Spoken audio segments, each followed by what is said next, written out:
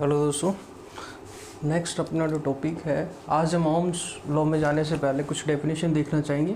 उससे हमारा Ohm's law अच्छे से क्लियर होगा बाद में। फिर तो डेफिनेशन है, यहाँ हम डिस्कस करेंगे रेजिस्टेंस क्या होता है जिसे प्रतिरोध कहते हैं, कंडक्टेंस क्या होता है जिसे चालकत्व कहते हैं, आपकी रेजिस्टिविटी जिसे प्रतिरोधकता कहते हैं और कंडक्टिविटी जिसे चालकता कहते हैं। एक फैक्टर आपको अच्छे से समझ लेना है, बाकी आपको इजीली समझ में आ जाएंगे। ठीक है, यहाँ पे हम इनकी यूनिट्स है, इनके डेफिनेशन है या किन किन फैक्टर्स पे डिपेंड करते हैं, इससे रिलेटेड एक अच्छा न्यूमेरिकल जो आपके कंपटीशन में आया हुआ क्वेश्चन है वो क्वेश्चन भी देखेंगे। तो स्टार्ट करते हैं हम रेजिस्टेंस से। फर्स्ट है आपका रेजिस्टेंस।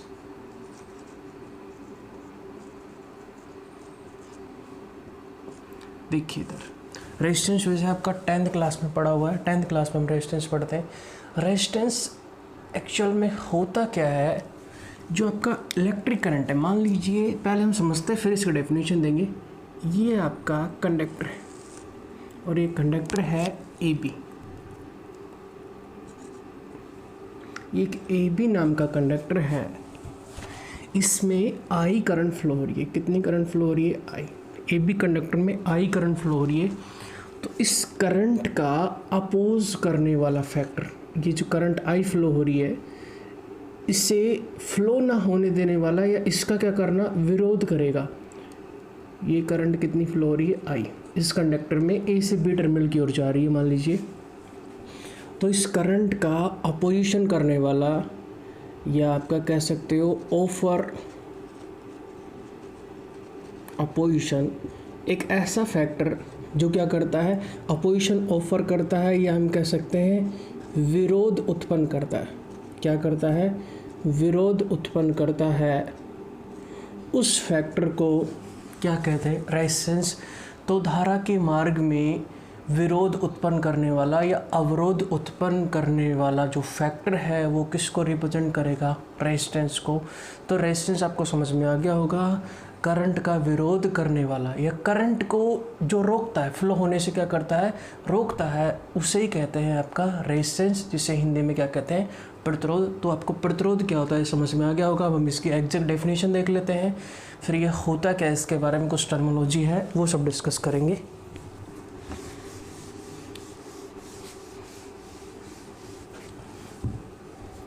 देखिए, यदि मैं इसकी डेफिनेशन की बात करूं, डेफिनेशन है opposition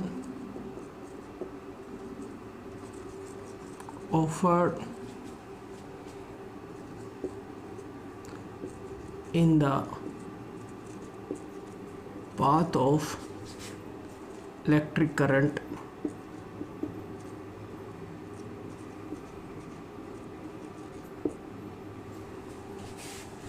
opposition offered in the path of electric current. Electric current के पाथ में अपोजिशन ऑफर करने वाला है, अपोजिशन लाने वाला जो फैक्टर है, उस फैक्टर को in the path of electric current the responsible factor, the responsible factor is called resistance. क्या कहेंगे? रेजिस्टेंस कहेंगे। धारा के मार्ग में अवरोध उत्पन्न करने वाला या धारा को चालक तार में फ्लो होने से रोकने वाला जो कारक है या जो फैक्टर है वही क्या कहलाएगा? रेजिस्टेंस। तो आपको रेजिस्टेंस की परिभाषा क्या होती है, परिभाषा आपको समझ में आ गई। हिंदी में क्या कहेंगे? धारा के मार्ग में, धारा के मार्ग में अवरोध उत्पन्न करने वाला कारक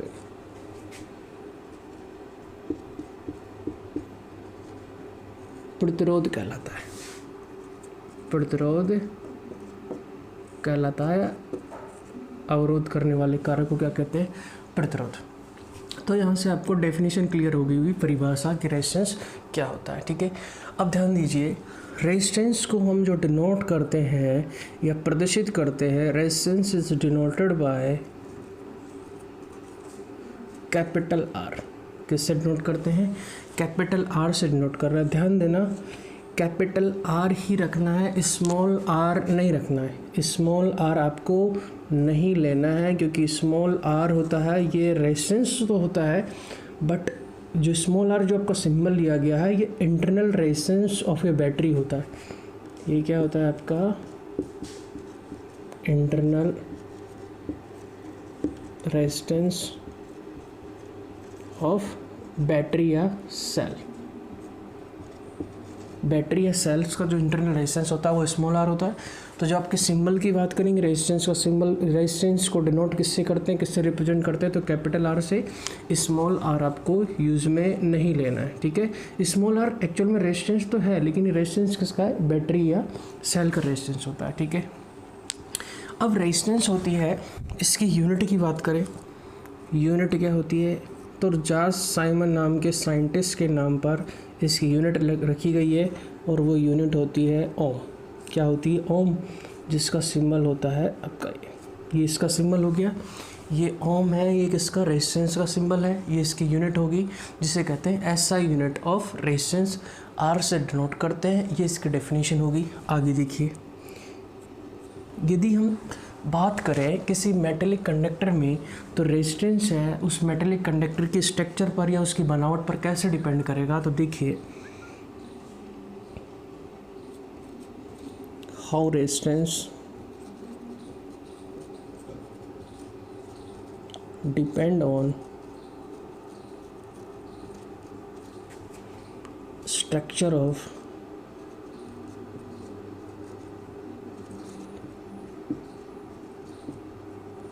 मेटेलिक कंडक्टर।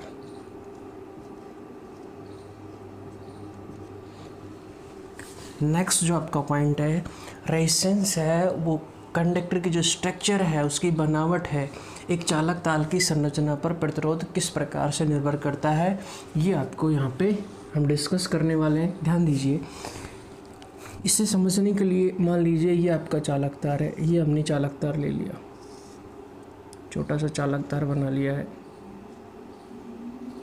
ठीक है। इस चालक तार की मान लीजिए लेंथ कितनी है? ये L लेंथ का चालक तार है। इसका क्रॉस सेक्शन एरिया है वो कितना है? A मीटर स्क्वायर इसका क्रॉस सेक्शन एरिया, ठीक है। रेजिस्टेंस आपका एक मेटेलिक कंडक्टर लिया है, जिसे कह सकते हो वायर ले सकते हो, जिसकी लेंथ कितनी है? स्मॉल l, और उसका क्रॉस सेक्शन एरिया या अनुप्रस्थ काट क्षेत्रफल कितना है? A। तो जो रेजिस्टेंस है इसके डायमेंशंस पर या इसकी जो संरचना है उस पर किस प्रकार से डिपेंड करेगा, वो सारे फैक्टर्स हम देख रहे हैं यहाँ पे। तो फर्स्ट जो आपको पॉइंट है वो देखना है, रेजिस्टेंस है जिसे डिनोट कर रहे आर से, resistance is directly proportional to the length. इस वायर की या इस कंडक्टर की लेंथ की डायरेक्टली प्रोपोर्शनल होगा। डायरेक्टली प्रोपोर्शन का मतलब है अगर लेंथ इंक्रीज होती है वायर की तो रेजिस्टेंस भी क्या होगा? इंक्रीज होगा, ठीक है। जितनी ज़्यादा लेंथ होगी वायर की या कंडक्टर की, उतने रेजिस्टेंस भी क्या होगा? ज़्यादा होगा। फर्स्ट पॉइंट क्लियर है। दूसरा है, resistance is inversely proportional to the cross section area. Length की डायरेक्टली प्रोपोर्शनल है, लेकिन क्रॉस सेक्शन एरिया की क्या है? इनवर्सली प्रोपोर्शनल है। अगर आप एरिया ज़्यादा रखोगे, एरिया यदि आप ज़्यादा रखोगे तो रेजिस्टेंस आपका क्या होगा? कम होगा, क्योंकि एक दूसरे के कैसे है? ये इन्वर्सली प्रोपोर्शनल है।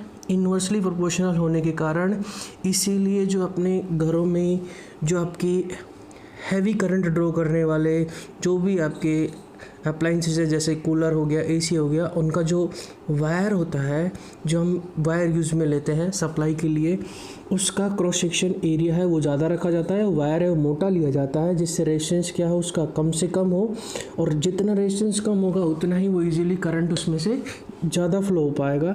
इसलिए जो भी आपके ज़्यादा रेटिंग के आपके उपकरण हैं, उनका जो सप्लाई वायर होता है वो क्या रखते हैं? मोटा रखते हैं। मोटा रखेंगे तो क्या होगा? क्षेत्रफल ज़्यादा होगा, क्षेत्रफल ज़्यादा होगा तो रेजिस्टेंस कम होगा, और रेजिस्टेंस कम होगा तो उसमें से करंट जो फ्लो होने वाला, भाई ज़्यादा रेटिंग का तो उसको ज़्यादा करंट चाहिए, तो उसमें से उतनी मात्रा में करंट ज़्यादा फ्लो हो पाएगा, ठीक है। तो आपका रेजिस्टेंस है किन फैक्टर पर डिपेंड करता है, लेंथ पर और एरिया पर।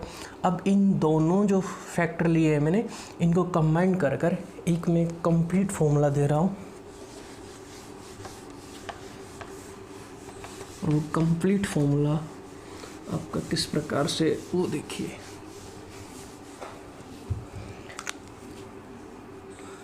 R is directly proportional to L और inversely proportional to the A। ठीक है, इसको हमने कंबाइन करके लिख दिया है। ध्यान दीजिए, अभी डायरेक्टली प्रोपोर्शनल जो साइन है ये हटेगा तो कुछ कांस्टेंट आएगा, और वो कांस्टेंट है R equal to rho L upon A। यहाँ जो ये कांस्टेंट आया है इसे कहेंगे रो, जिसे कहते हैं, जिसका नाम है रो, या इसे कहते हैं